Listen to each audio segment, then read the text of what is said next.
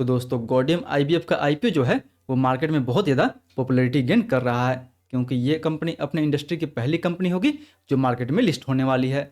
And इसीलिए दोस्तों आज के इस वीडियो में हम लोग बात करेंगे इस आईपीओ के कंप्लीट रिव्यू के बारे में कि अभी फिलहाल ग्रे मार्केट में इस आईपीओ का काफ़ी अच्छा खासा डिमांड बना हुआ है, तो क्या वो जो डिमांड है वो वैलिड है या फिर नहीं है। हम लोग इस कंपनी के फंडामेंटल को देखते हुए, वैल्यूएशन को देखते हुए एंड मोस्ट इंपॉर्टेंट कंपनी को बिजनेस को देखते हुए समझेंगे कि ये आईपीओ आपके लिए कैसा रहने वाला है। क्या इस आईपीओ में हमें लिस्टिंग मिलेगा या फिर नहीं मिलेगा। तो आप दोस्तों बस इस वीडियो के अंत तक बने रहें ताकि ओवरऑल आपको इस आईपीओ में कैसे स्ट्रेटजी बनानी चाहिए, अप्लाई करनी चाहिए या फिर नहीं करनी चाहिए, उसका एक बेटर पिक्चर मिल सके। तो फिर चलिए बिना आपका समय गंवाए सीधा वीडियो में आगे बढ़ते हैं और सबसे पहले बात कर लेते हैं इस कंपनी के बिजनेस के बारे में कि आखिर ये कंपनी काम क्या करती है, कंपनी का मेन रेवेन्यू सोर्स क्या है।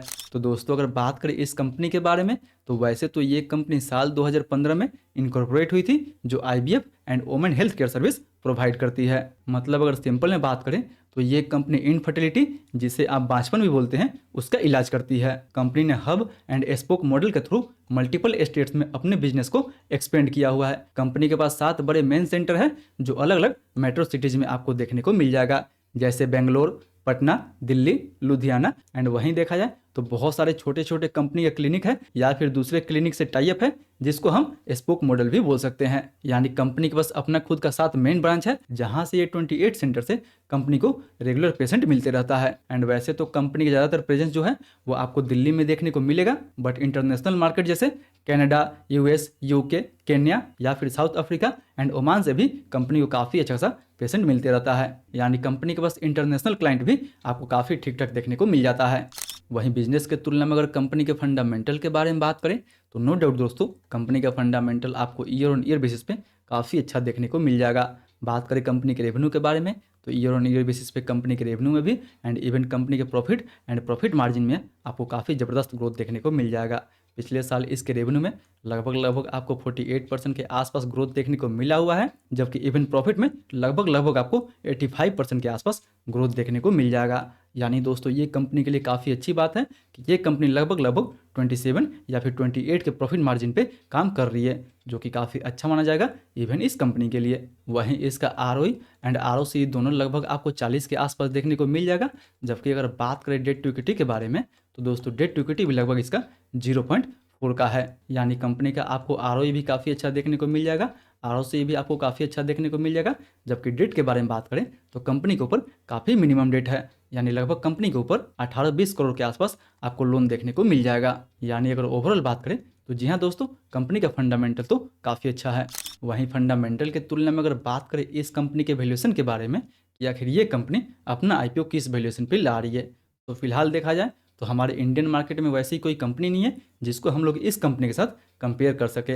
यानी ये एक इकलौती आईवीएफ वाली कंपनी है जो अभी अभी मार्केट में लिस्ट होने जा रही है। बाकी और सब कंपनी है जो आईवीएफ का सुविधा प्रोवाइड करती है, बट वो देखा जाए तो एक्सक्लूसिवली मार्केट में अभी लिस्ट नहीं है। ये ऐसी पहली कंपनी होगी जो मार्केट में लिस्ट होने जा रही है। इसलिए हम लोग इस कंपनी को इसके इंटरनेशनल पीर के साथ कंपेयर करेंगे एंड जानेंगे कि ये कंपनी अपने इंटरनेशनल पीर के मुकाबले कहाँ बैठती है, उनके मुकाबले सस्ती है या फिर महंगी है। सो यहाँ पे हम लोग इस कंपनी को प्रोजनी या फिर इंस्पायर आईवीएफ से कंपेयर करने वाले हैं। प्रोजनी अमेरिका में लिस्ट है, जबकि इंस्पायर जो है वो न्यूयॉर्क में लिस्टेड है। यहाँ देखा जाए तो गॉडियम का पी रेशियो लगभग आपको 23 के आसपास देखने को मिलेगा, जबकि प्रोजनी का पी रेशियो लगभग आपको 40 के ऊपर ही देखने को मिलेगा। वहीं इंस्पायर के बारे में बात कर ले तो इंस्पायर का पी रेशियो लगभग आपको 12 के आसपास देखने को मिल जाएगा। यानी अगर पी रेशियो वाइज देखा जाए तो प्रोजनी से इसका जो पी रेशियो है वो आपको कम देखने को मिलेगा, जबकि इंस्पायर से इसका पी रेशियो आपको ज़्यादा देखने को मिलेगा। बट यहाँ पे अगर पी रेशियो की तुलना में अगर बात करें अर्निंग पर शेयर के बारे में तो यहाँ पे इसका अर्निंग पर शेयर कम है, जबकि गॉडियम का अर्निंग पर शेयर लगभग 3 रुपये के आसपास है। प्रोजनी का देखा जाए तो लगभग 50 रुपये के आसपास है। बट दोस्तों यहाँ पे अगर रेवेन्यू देखा जाए तो रेवेन्यू वाइज भी ये कंपनी प्रोजनी से काफ़ी छोटी है। इसलिए इसके पी रेशियो को, अर्निंग पर शेयर को एंड रिटर्न ऑन नेटवर्थ को देखते हुए हम बोल सकते हैं कि ये जो कंपनी है अपना आईपीओ काफ़ी फेयर वैल्यू पे लेके आ रही है। कंपनी ना ही अपना आईपीओ काफ़ी ज़्यादा हमें महंगी वैल्यूएशन पे दे रही है एंड ना ही काफ़ी ज़्यादा हमें सस्ती वैल्यूएशन पे दे रही है। कंपनी जिस भी वैल्यूएशन पे अपना आईपीओ लेके आ रही है वो वैल्यूएशन दोस्तों काफ़ी किफ़ायती है। यानी कंपनी जो वैल्यूएशन रखा गया है वो काफ़ी अच्छा रखा गया है। वहीं बात कर ले इस आईपीओ के डिटेल के बारे में तो ये आईपीओ 20 से 24 फरवरी के बीच में ओपन रहेगा, जिसका प्राइस बैंड 75 से 80 रुपये के बीच में रखा गया है। बात करें इस आईपीओ का टोटल इशू साइज के बारे में, तो इसका टोटल इशू साइज लगभग आपको 165 करोड़ के आसपास देखने को मिल जाएगा, जिसमें से 90 करोड़ का तो केवल फ्रेश इशू होगा एंड 75 करोड़ का ऑफर फॉर सेल रहने वाला है। मतलब दोस्तों ज़्यादा पैसा कंपनी के पास जाने वाला है, जिस पैसे से ये कंपनी अपने बिजनेस को एक्सपेंड करेगी। वहीं 5 रुपये के फेस वैल्यू पे मिनिमम हम इसमें एक लॉट अप्लाई कर सकते हैं। एक लॉट में हमें 189 शेयर मिलेगा, जिसके लिए हमें 14,931 रुपये तक इन्वेस्ट करना होगा। बात कर ले दोस्तों वहीं कोटा के बारे में, तो इस आईपीओ में रिटेल के लिए केवल 35% कोटा दिया गया है। जी हाँ दोस्तों, आईपीओ तो वैसे काफ़ी छोटा है, बट फिर भी इस आईपीओ में रिटेल के लिए 35% कोटा दिया गया है, जो कि इवन रिटेल के लिए काफ़ी अच्छा माना जाएगा। इसलिए फाइनली इन सारे फैक्टर को देखते हुए अगर बात करें कि क्या हमें इस आईपीओ में अप्लाई करनी चाहिए या फिर नहीं करनी चाहिए, अप्लाई करनी चाहिए तो लिस्टिंग गेंस के हिसाब से अप्लाई करनी चाहिए, या फिर इवन इस आईपीओ में हमें लॉन्ग टर्म का व्यू लेके अप्लाई करनी चाहिए। तो दोस्तों अगर सबसे पहले बात करें लिस्टिंग गेंस के बारे में, तो फिलहाल इसके ग्रे मार्केट में लगभग आपको 20% के आसपास डिमांड देखने को मिल जाएगा। जी हाँ दोस्तों, अगर 20% के हिसाब से देखा जाए तो कहीं ना कहीं लगभग 3,000 के आसपास आपको प्रॉफिट देखने को मिल सकता है पर लॉट पे।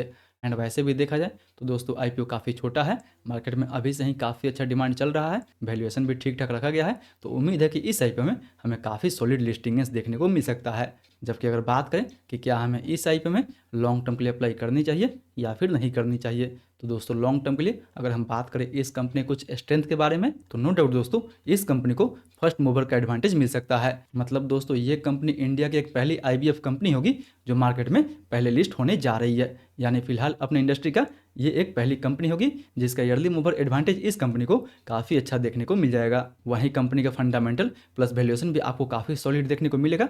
कंपनी जो प्रॉफिट मार्जिन है वो काफ़ी सॉलिड है, कंपनी लगभग 28% के प्रॉफिट मार्जिन पे काम कर रही है। मतलब कंपनी 100 रुपये अगर कमाती भी है तो 28 रुपये उस कंपनी का प्रॉफिट मार्जिन है, जो कि बिल्कुल इस इंडस्ट्री के लिए ठीक ठाक माना जाएगा। वहीं ये company spoke and hub model पे काम करती है, जो कि काफ़ी कॉस्ट इफेक्टिव होता है। मतलब जो भी इस कंपनी के छोटे छोटे क्लिनिक है उनमें ये कंपनी ज़्यादा इन्वेस्ट नहीं करती है, सीधा वहाँ से ये कंपनी अपने पेशेंट को रेफर करके मेन ब्रांच में बुला लेती है, जिससे कंपनी अलग अलग जगह पे इन्वेस्ट नहीं करती है, एक ही जगह कंपनी जो है वो अच्छे से फोकस कर पाती है। वहीं बात करें तो मेडिकल टूरिज्म का भी अभी सरकार बहुत ज़्यादा प्रमोट कर रही है, एंड इस कंपनी को मेडिकल टूरिज्म के तौर पे फॉरेन कंट्री से भी काफ़ी अच्छा खासा इंटरनेशनल क्लाइंट मिल जाता है। यानी देखा जाए तो आईवीएफ का जो खर्चा है वो विदेश से इंडिया में काफ़ी कम है, इसलिए ये जो कंपनी है वो विदेशी पेशेंट को भी बहुत ज़्यादा अट्रैक्ट करती है। लोग कनाडा, यूएस, यूके से इन सब बीमारियों का इलाज कराने इंडिया में आते हैं, जो वहाँ से काफ़ी कम पैसे में यहाँ इलाज हो जाता है। बट अगर बात करें दोस्तों इस कंपनी का रिस्क के बारे में, तो इसमें आपको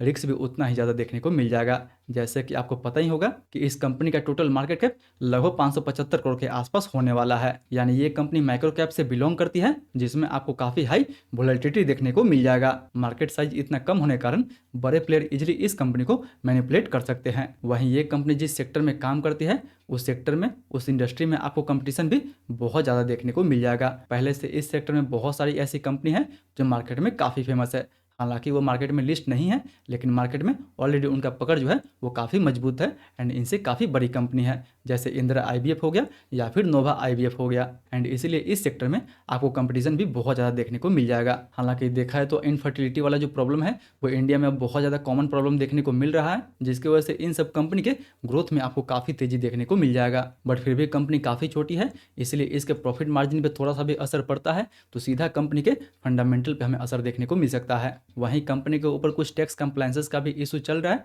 जिसमें इस कंपनी को इनकम टैक्स भरना पड़ सकता है। जी हाँ, कंपनी के ऊपर 30 करोड़ का इनकम टैक्स का नोटिस आ चुका है। बट हालांकि दोस्तों ये छोटा मोटा रिस्क तो हर कंपनी के साथ बना रहता है, बट फिर भी अगर इस कंपनी के ग्रोथ के बारे में बात करें तो जी हाँ दोस्तों, जिस तरीका से ये जो इनफर्टिलिटी वाला प्रॉब्लम है वो इंडिया में अब काफ़ी तेज़ी से बढ़ रहा है, उसको देखते हुए इस कंपनी का फ्यूचर में डिमांड काफ़ी अच्छा रह सकता है। बट कंपनी का मार्केट कैप भी काफ़ी छोटा है, इसलिए इस आईपीओ में हमें रिस्क भी उतना देखने को मिल जाएगा। इसलिए इस आईपीओ में जितना रिस्क होगा उतना ही आपको रिवार्ड भी देखने को मिल जाएगा। सो जो लोग इस आईपीओ में लॉन्ग टर्म के लिए रिस्क लेना चाहते हैं, बिल्कुल इस आईपीओ में रिस्क ले सकते हैं। अगर रिस्क नहीं लेना है तो बिल्कुल आप इस आईपीओ में लिस्टिंग गेंस के लिए जाएं, एंड अगर रिस्क लेना है तो बिल्कुल आप इस आईपीओ में लॉन्ग टर्म के लिए जा सकते हैं। जो भी डिसीजन ले अपना रिस्क एंड अपना रिस्क लगाने के बाद ही ले। आई होप दोस्तों वीडियो आपको काफ़ी अच्छा लगा होगा। अगर वीडियो अच्छा लगे तो वीडियो को लाइक कीजिए। एंड हाँ दोस्तों, अभी अभी रेवा डायमंड का आईपीओ आगे खुलने वाला है एंड स्टिल आपने अभी तक रेवा डायमंड का फुल रिव्यू नहीं देखे हैं तो ऊपर वाले इस वीडियो पर टैप करके रेवा डायमंड का भी फुल रिव्यू देख सकते हैं।